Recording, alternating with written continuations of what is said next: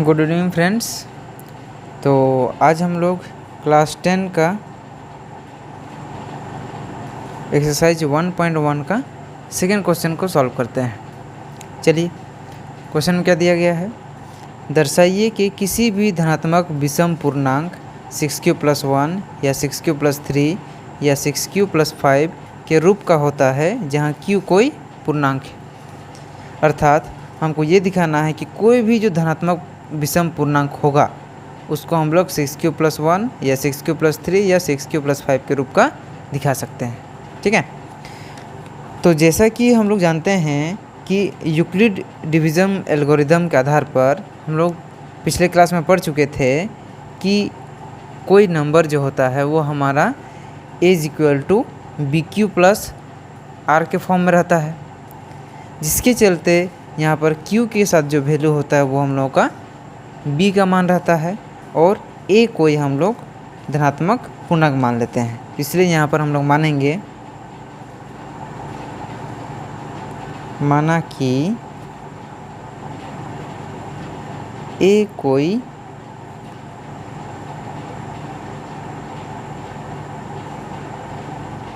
धनात्मक पूर्णांक तथा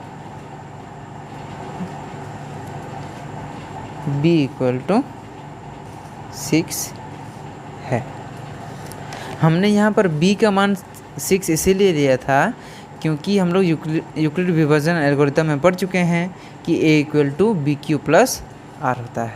तो उसमें आप देख सकते हैं कि r का मान चेंज हो रहा है, q हर एक जगह सेम है। अब देख सकते हैं कि 6 भी हर एक जगह सेम है। इसका मतलब ये 6 जो है वो हम लोग का पक्का b का वैल्यू। ठीक है। तो चलिए हम लोग यूक्लिड विभाजन एल्गोरिदम के आधार पर चलते हैं।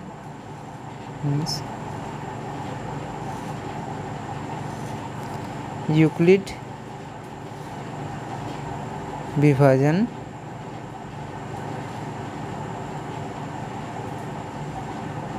एल्गोरिदम से क्या मिलेगा हम लोगों को, a = bq+r, जहाँ हमारा r का जो मान होता है वो या तो 0 के बराबर या फिर 0 से बड़ा परंतु b से छोटा होता है। अर्थात इस प्रश्न के आधार पर हमको क्या मिल जाएगा, a = 6q+r, जहाँ 0 ≤ r 6 हो जाएगा। तो अर्थात यहाँ पर आप देख सकते हैं कि r का जो मान है वो 6 से बड़ा नहीं हो सकता, या फिर 6 के इक्वल भी हम लोग नहीं ले सकते हैं। उसको हमको 6 से छोटा लेना है, लेकिन 0 के बराबर या फिर 0 से बड़ा हम लोग ले सकते हैं। अर्थात हम लोग r का मान हम लोग के लिए क्या मिलेगा,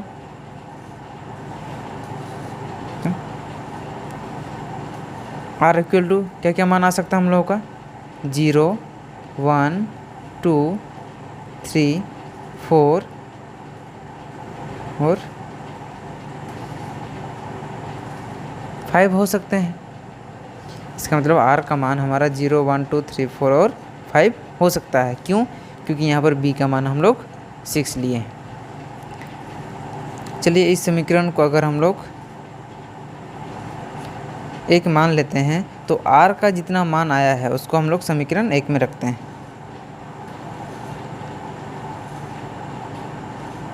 समीकरण 1 से क्या प्राप्त होगा हम लोगों को, a = फर्स्ट में हम लोग r की जगह में 0 डालेंगे। तो जैसे ही r का मान हम लोग 0 रख देंगे तो ये पूरा स्थान हमारा 0 हो जाएगा। अर्थात a = क्या आएगा, फर्स्ट में हम लोगों का 6q आएगा। अगले बार में r का मान हम लोग 1 रखते हैं। जैसे ही r की जगह में 1 रख देंगे तो हम लोग का समीकरण क्या बन जाएगा, 6q+1। इसी प्रकार r का बाकी मान को भी रख लेंगे, 6q+2, 6q+3, 6q+4, अंततः क्या बनेगा, 6q+5। तो इसका मतलब ये हमारे ए का कोई भी धनात्मक पूर्णांक हो चुका है। जबकि प्रश्न में हमको क्या मांगा है, धनात्मक विषम पूर्णांक, जबकि हमारा आ गया है ये धनात्मक पूर्णांक। तो अर्थात इनमें से हमको अभी सम संख्या और विषम संख्या को अलग करना होगा। तो जैसा कि हम लोग पहले पढ़े हैं कि सम संख्या होगा तो वो 2 से पूर्णतः विभाजित होना चाहिए, अर्थात 2 का वो गुणनफल में आना चाहिए। तो यहाँ पर आप देख सकते हैं a = 6q, ये 2 से विभाज्य है।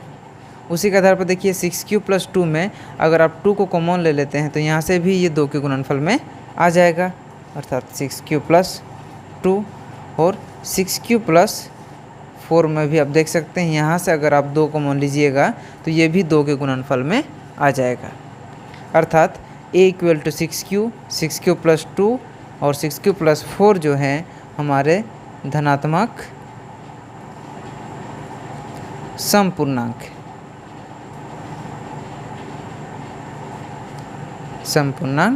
है। क्यों है? क्योंकि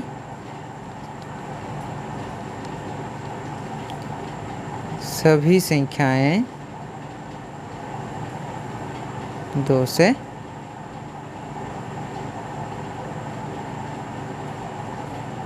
विभाज्य है।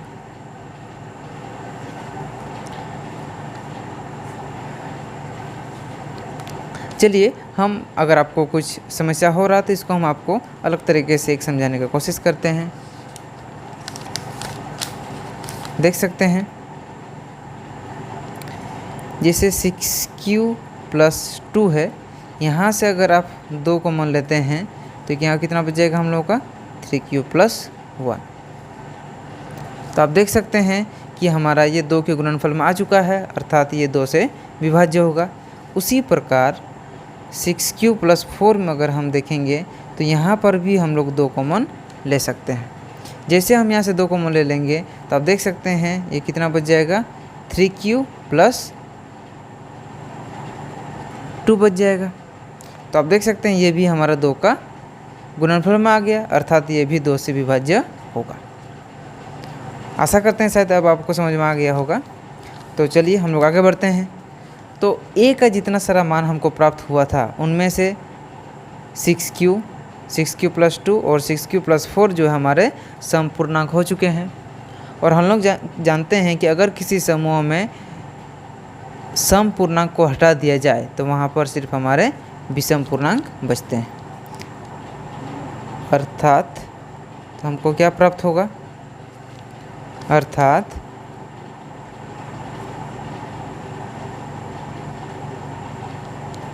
कोई भी धनात्मक विषम पूर्णांक किस रूप में रह जाएगा तब हम लोगों का, 6q + 1 या 6q + 3 या 6q + 5 के रूप का होता है।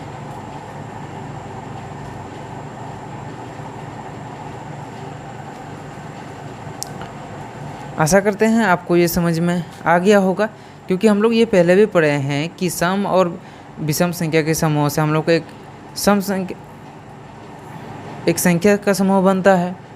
और हम लोग जानते हैं कि अगर किसी समूह से किसी सम संख्या को हटा दिया जाए तो वहाँ से हमको विषम संख्या प्राप्त हो जाएगा।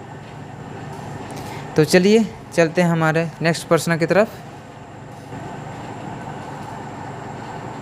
तो चलिए हमारा अगला प्रश्न है, किसी परेड में 616 सदस्यों वाली एक सेना की टुकड़ी को 32 सदस्यों वाले एक आर्मी बैंड के पीछे मार्च करना है, यानी कि लोगों को परेड करने के लिए सजाया जा रहा है।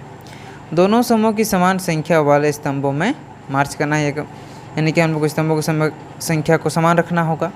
उन स्तंभों की अधिकतम संख्या क्या है, हमको स्तंभों का अधिकतम संख्या ज्ञात करना है। और जैसा कि हम लोग पहले भी पढ़ चुके हैं कि यदि किसी क्वेश्चन में अधिकतम संख्या को निकालने के लिए कहा जाए तो ऐसे समय में हम दी गई संख्याओं का एचसीएफ निकालते हैं। तो यहाँ पर भी हम सेम लिखेंगे। यहाँ पर चूँकि हम मान के चल रहे हैं, माना कि स्तंभों की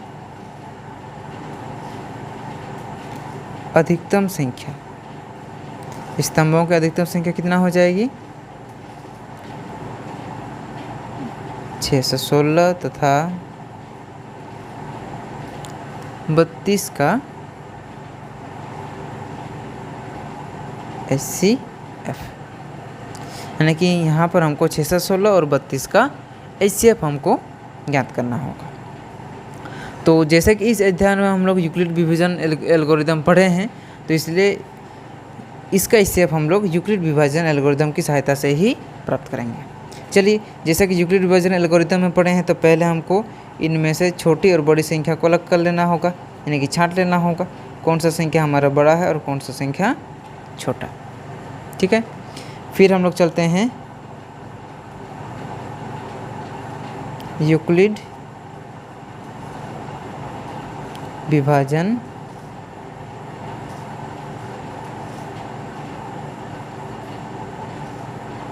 एल्गोरिदम से। तो यूक्लिड विभाजन एल्गोरिदम से हमें क्या प्राप्त होगा, देख सकते हैं।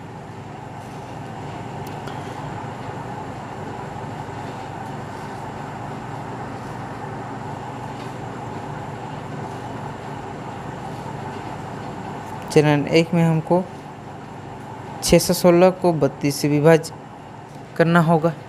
चलिए विभाजित करते हैं।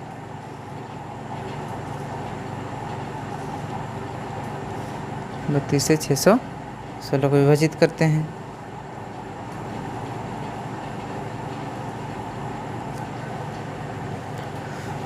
जैसा कि आप देख सकते हैं 32 में ये 19 बार में हम लोग को चल चुका है, लेकिन हम लोगों का शेषफल जो है वो 8 बच चुका है। तो इसको हम लोग लिख सकते हैं 32 × 19 + 8। लेकिन यहाँ पर चूँकि हम लोग का शेषफल 0 नहीं आया है, ये इसलिए यूक्लिड विभाजन एल्गोरिदम जो है अपने अगले चरण में पहुँचेगा। चरण 2 में क्या करेंगे, जिससे पहले हम लोग को विभाज्य कर रहे थे उसको अभी शेषफल से विभाज्य करना होगा, यानी कि 8 से करेंगे। तो 8 4 में 32 से ख़त्म हो गया, यानी कि पूर्णतः विभाजित हो गया। शेषफल देखिए अब कितना आ गया हम लोगों का 0, अर्थात 616 और 32 का HCF कितना हो जाएगा हम लोगों का 8। यानी कि हम लोग लिख सकते हैं कि